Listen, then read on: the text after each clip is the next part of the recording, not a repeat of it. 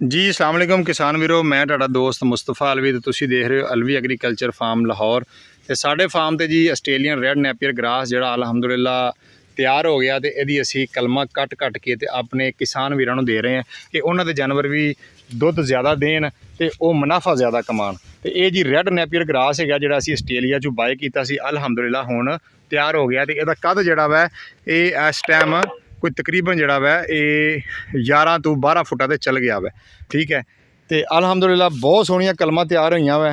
ठीक है, और असी अज जिहड़ियां कलमां कट के देन लगे 500 कलम साडी मंडी बहाउद्दीन मलकवाल जा रही है। उत्थे एक मास्टर है जी, मास्टर मुश्ताक अहमद साहब। तो मास्टर मुश्ताक अहमद साहब ने साढ़े को कोई ना तकरीबन पिछले दिन जी 250 कलम मंगाई। तो पैसे उन्होंने कहा जी किस तरह, मैं कहा जी पैसे तो मैं पहले लेना मैं।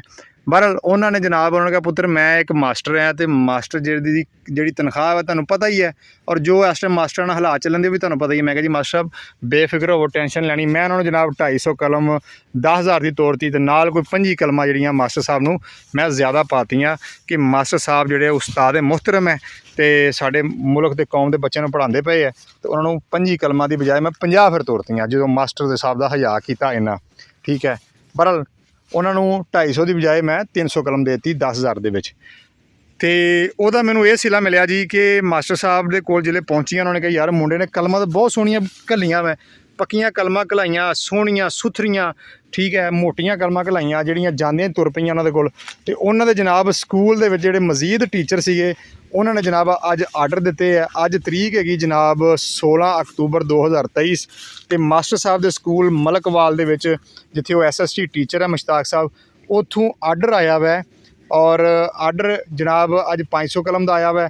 और मजीद उन्होंने को जोड़े है उत्थे जोड़े टीचर हज़रात जोड़े ज़ाहिर गल है पिंडां दे विच या शहरों के तो नहीं, पिंडां दे विच जोड़े मास्टर है उन्हां दा गुजारा कल्ला मास्टरी तो नहीं हुंदा, नाल उन्होंने कोई जानवर रखे होंगे घर दुध पीण दे विच। ये साडे पंजाब दी सकाफत हैगी है कि हर बंदा जिहड़ा वै वो घर कोई ना कोई मझ डंगर गां बन्नदा वै, लाजमी कि दुध घर दा होवे। लिहाजा जनाब मास्टर साहब बहुत शुक्रिया, तुसीं साडे ते इतमाद किया, पहले भी पैसे घलाए तो असीं तुहानूं चीज़ घलाती। अलहमदुलिल्लाह मास्टर साहब हुण भी जिहड़ा वै वो तुहानूं अज कटिंग हो रही है। इस टाइम मैं कलमां तैयार कर लियां, मैं खोरी ला ली है। तो मैं अपने किसान वीरां नूं दस्सिआ भाई मैं दी खोरी लाई है। ठीक है, तुसीं समझो कि पता नहीं खरे इहने इदां ही साफ निकलदी है, नहीं भाई ये इस तरह हुंदी है। ठीक है, थल्लों तो मैं दी खोरी लाई है कि यार कट के मैं खोरी लाउणी तो मैं पहले खोरी ला ला। तो खोरी मैं ला ली है, कलम इस तरह मेरी नाले गिनी गई है कि इन्नियां कलमां मैं कड्ढणियां। तो एक पौधे दे विच मैं 2 अखां दी कलम दिन्ना मैं, तो यह एक अख इहनूं कहिंदे एक अख। ठीक है, इहनूं कहिंदे 2, यानी कि मैं इत्थों वड्ढनी है थल्लों इन्नी वड्ढनी है। ठीक है, थल्लड़ियां 3 अखां चली जानियां मैं, बाकी हर 2-2 अख जिहड़ी है मैं वो देनी हुंदी है। तो 2 अख की कलम मैं जनाब दे रहा मैं इस टाइम, और पूरे पाकिस्तान च डिलीवरी की सूरत मौजूद हैगी है अलहमदुलिल्लाह। और जिन्हां जिन्हां किसानों को गया वै उन्होंने बड़े अच्छे रिमार्क्स आते, बड़े अच्छे व्यू आते हैं। तो अल्लाह तुहाडी भी जिंदगी करे भाई, तो अल्लाह पाक जिस मकसद वास्ते उसी लिया वै वो मकसद तुहानूं कामयाब करे। बहुत शुक्रिया किसान वीरो, तुसी मेरे अपना अलवी एग्रीकल्चर फार्म नूं लाइक कर दे जे, सपोर्ट कर दे जे, और साढ़े ते इतमाद कर दे जे। तो बहुत शुक्रिया। तो मैं अपना एड्रैस दस दियां, मेरा एड्रैस जिहड़ा जी वो लाहौर है, लाहौर बेदियां रोड या बरकी रोड। पिंड मेरा जिहड़ा वै वो करबाट हैगा वै। तो यह मेरे डेरे की सूरत हाल अक्सर पुछदे जी तुहाडे फार्म हाउस से आउणा। वीरे मैं बड़ा माड़ा जिहा बंदा वै।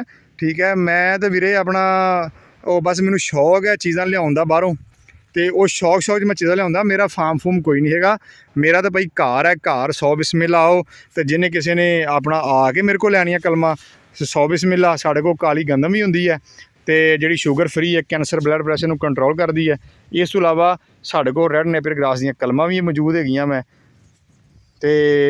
किसानों का बड़ा शुक्रिया अदा करांगा जनाब कि तुसी सानू बिला किसी मुआवजे तो तुसी सानू सपोर्ट करते जे, और साडे चैनल में भी सपोर्ट करते जे, तो साडे वीडियो नूं अगे शेयर भी करते जे।